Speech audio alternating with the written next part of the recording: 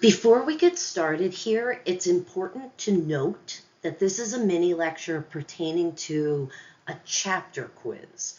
This is not a mini lecture about bone identification or a mini lecture that's based on the memorization of bone features.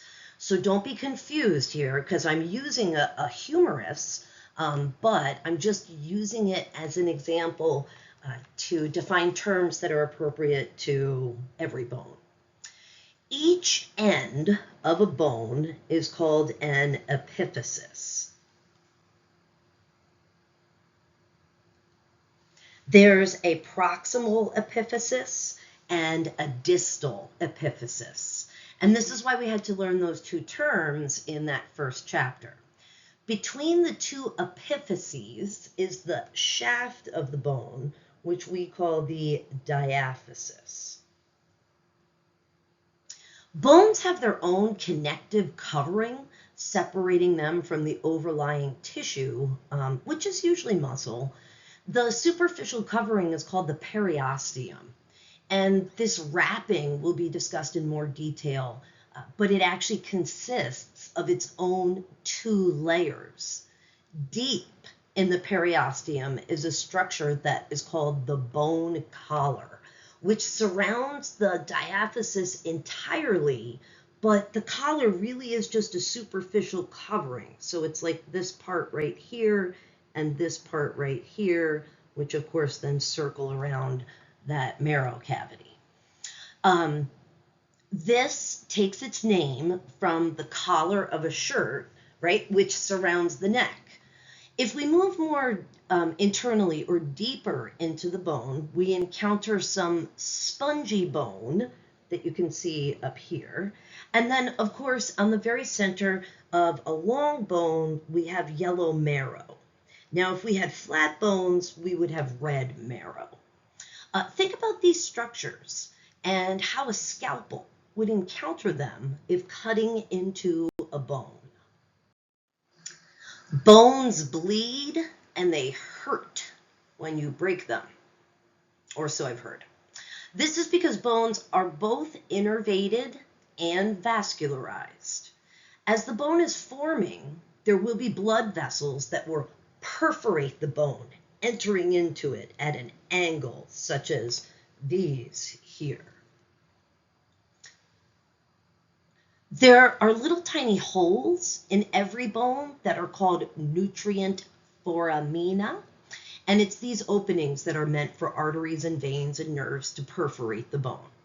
These perforating canals then branch off into what are called central canals that run parallel to the periosteum, whereas those perforating canals run perpendicular.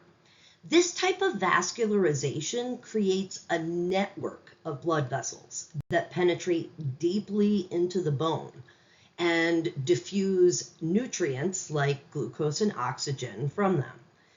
This is also the vascularization that allows your bones to heal after being broken. The periosteum is the most superficial wrapping that isolates the bone from surrounding tissue. The periosteum, much like any superficial wrapping of an organ, it provides routes for blood vessels and nerves to enter into the organ deeper to the wrapping. The periosteum of a bone, though, it has a very special job functioning in growth and repair in addition to these other functions. The periosteum has two layers to it. There's an outer fibrous layer, or superficial layer, that is basically just what it says. It's collagenous, and it just separates the bone from other tissues. It's composed of dense regular or dense irregular tissue, probably a little bit of both. But there's also an inner layer to the periosteum, and this layer is formed of osteoblasts, which are cells that create bone.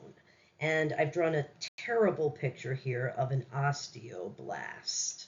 And over here on the left, you can see this fibrous outer covering. The endosteum is an incomplete layer of cells that line the marrow cavity. I think of the endosteum more like fishnet stockings than like tights, because it's an incomplete layer. And that's what I've somewhat indicated here with this webbing, that this here would be the endosteum. And you know, while we're here, this would be the compact bone of the bone collar. And of course, what we have here is the periosteum. It's always good to label what you do know on a picture before you get to what you don't know. Osteogenic cells are contained in this endosteum, and these cells are stem cells. So they're capable of dividing into other types of bone cells like osteocytes and osteoblasts. If a bone grows, these osteogenic cells will create the correct balance of osteoblasts and osteoclasts to maintain that growth, which, by the way, usually happens under the direction of hormones. However, there is another mini lecture where I talk about bone remodeling, which occurs throughout your lifetime and also utilizes these cells, osteoblasts and osteoclasts, that are derived from these osteogenic cells. In long bones, such as the femur, ribs, or even the metacarpals, metatarsals, bones of your hand and your feet, the internal medullary cavity can sometimes be called the marrow cavity. And that's what you see right here. This is marrow. This around here is bone.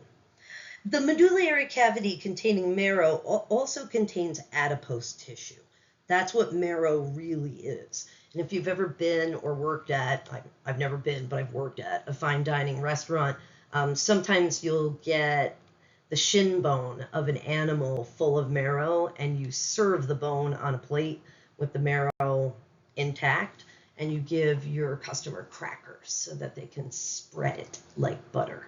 I know it sounds gross, but it's so good.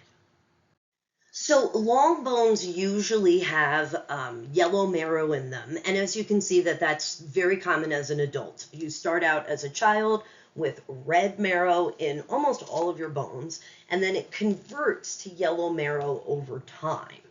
Red marrow throughout your lifetime will exist in your flat bones. So your sternum, your hip will maintain its red marrow. Red marrow is where your white blood cells and red blood cells are made. So red marrow is not just adipose fat, it's not just filler, it's actually a very important source of the cells that you consistently need to make throughout your lifetime. So does your ability to make white blood cells and red blood cells decline with age? Yes, of course, it certainly does. And then couple in little autoimmune issues and a declining immune system, and yeah, your ability to create white blood cells in the amount that they are needed may become depressed.